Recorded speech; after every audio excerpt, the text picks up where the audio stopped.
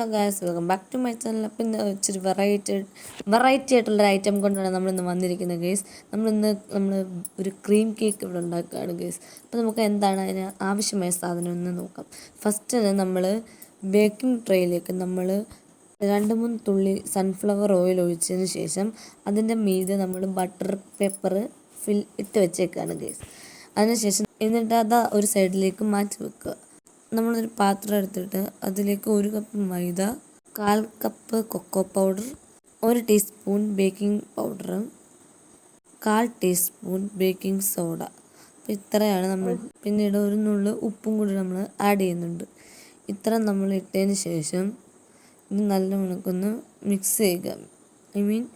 നമ്മുടെ നല്ലോണം മിക്സ് ചെയ്യുക.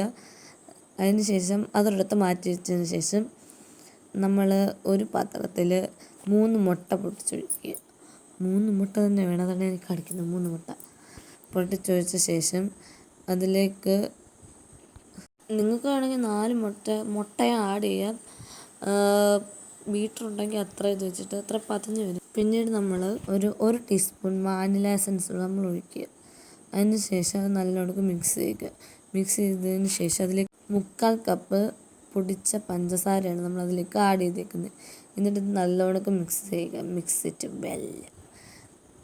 കുറച്ച് ഇളക്കിയതിന് ശേഷം അതിലേക്ക് തന്നെ നമ്മൾ 1/4 കപ്പ് വെളിച്ചെണ്ണ ആഡ് ചെയ്യുക.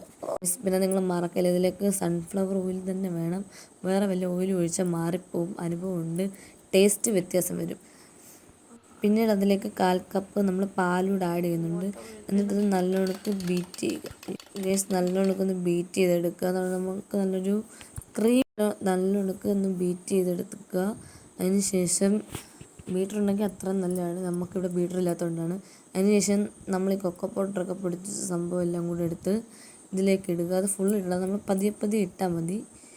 അതാണ് ഇപ്പോൾ ഇവിടെ ചെയ്യുന്നത്. അത് നമ്മൾ കുറച്ചിട്ടു, ഒരു കുറുകി വരണം. അപ്പോൾ അത് പിന്നെയും കുറച്ചിട്ടു. അത് ഫുള്ള് നമ്മൾ ആക്ച്വലി ഇടുന്നുണ്ട്. ഒരു വെടിക്ക് ഇടരുത്, അത് ഉദ്ദേശിച്ച്. അപ്പോൾ അതൊക്കെ ഇടണം. എന്നിട്ട് നമ്മൾ ഈ സംഭവം വെച്ച് ഇച്ചിരി ഇതാക്കാൻ ഇച്ചിരി ഭയങ്കര പാടാണ്. അപ്പോൾ ബീറ്റർ ഉണ്ടെങ്കിൽ അത്രയും നല്ലതാണ് ഗൈസ്, അത്ര നല്ലത്. അതിലേക്ക് നമ്മൾ ഇച്ചിരി തിക്നെസ് ഒത്തിരി കൂടിപ്പോയെന്ന് തോന്നുവാണെങ്കിൽ നിങ്ങൾക്ക് ഇച്ചിരി പാലൂടെ ആഡ് ചെയ്യുന്നതാണ്. അതാണ് നമ്മൾ ഇച്ചിരി പാൽ ആഡ് ചെയ്തേക്കുന്നത്.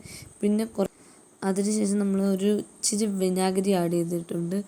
എന്നിട്ട് നമ്മൾ ഈ സംഭവം എല്ലാം കൂടെ ആദ്യം എടുത്ത് വെച്ച ബട്ടർ പേപ്പർ നമ്മുടെ ബേക്കിംഗ് ട്രേയിലേക്ക് നമ്മളിപ്പോൾ ഇത് മാറ്റിയേക്കാണ്.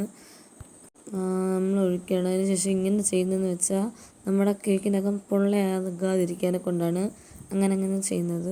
അപ്പോൾ നമ്മൾ കേക്ക് വേവിക്കാൻ വെക്കുന്നത് ഈ ഒരു സ്റ്റൈലിലാണ്. അപ്പോൾ ഫസ്റ്റ് നമുക്ക് ഒരു 5 മിനിറ്റ് ഇത് പ്രീ ഹീറ്റ് ചെയ്യണം. അതിന് ശേഷമാണ് നമ്മളത് ബേക്ക് ചെയ്യുന്നത്. അപ്പം അത് ആ ടൈം ആകുന്നിടം വരെ നമുക്ക് കേക്കിലേക്ക് വേണ്ട ക്രീം സെറ്റ് ആക്കണം. അതിന് നമ്മൾ ഫസ്റ്റ് വിപ്പിംഗ് ക്രീമാണ് എടുത്തേക്കുന്നത്. ഇത് ലൂസാകും. ലാസ്റ്റ് നമ്മളത് ക്രീമി ആക്കി കൊണ്ടുവരണം. അതായത് മധുരമാകണം. അപ്പോൾ നമ്മുടെ കേക്ക് ഇത് റെഡി ആയിട്ടുണ്ട് ഗേസ്, സെറ്റായിട്ടുണ്ട് ഏകദേശം. അപ്പം നമ്മളത് പൊളിച്ചെടുക്കുകയാണ് ഗേസ്. പൊളിച്ചെടുത്തു. അതിനുശേഷം നമ്മളതെല്ലാം കേക്കൊക്കെ സോഫ്റ്റാണെന്നൊക്കെ ഒന്ന് ചെക്ക് ചെയ്തു. അതിനുശേഷം എന്താ ബട്ടർ പേപ്പർ നമ്മൾ വലിച്ചെടുക്കുകയാണ്. പിന്നെ ഇത് നമ്മൾ 3 ലെയർ ആക്കുകയാണ്. ഞാൻ ആദ്യം വിചാരിച്ചത് 2 ലെയറേ കിട്ടത്തുള്ളൂ. പക്ഷെ നമ്മൾ വെട്ടി അരിഞ്ഞൊരു 3 ലെയർ ആക്കിയിട്ടുണ്ട് ഗേസ്. 1, 2, 3. ഈ മണ്ടക്കത്തെ എല്ലാം ചെത്തിക്കളയാണ്. എന്ന് വെച്ചാൽ നമുക്ക് ക്രീമൊക്കെ തേക്കുമ്പോൾ ഇത് നല്ലൊരിതായിരിക്കും കൊണ്ട്. അപ്പോൾ ആ ചെത്തിക്കളഞ്ഞ കുറച്ച് കേക്കിനകത്തൊന്നും നമ്മൾ ഇച്ചിരി എടുത്ത് തിന്നുന്നുണ്ട് കേസ്. അപ്പോൾ ഇതെല്ലാം മുറിച്ച് വെച്ച ഓരോ കേക്കിലേക്കും കേക്ക് എന്തായാലും സൂപ്പറായിട്ടുണ്ട്. നമ്മൾ ആ ക്രീമെല്ലാം കൂടെ സെറ്റ് ചെയ്യുമ്പോഴല്ലേ അതിൻ്റെ ഇത് വരത്തുള്ളൂ.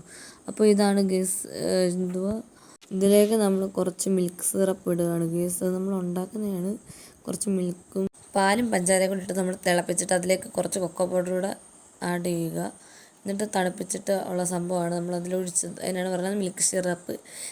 ഇല്ലെങ്കിൽ നിങ്ങൾ പഞ്ചാര ലൈനി ഒഴിച്ചാലും മതി, നല്ലതായിരിക്കും. അപ്പോൾ നമ്മളത് കേക്കിൻ്റെ ക്രീമെല്ലാം കൂടി ഇടുകയാണ് ഗേസ്.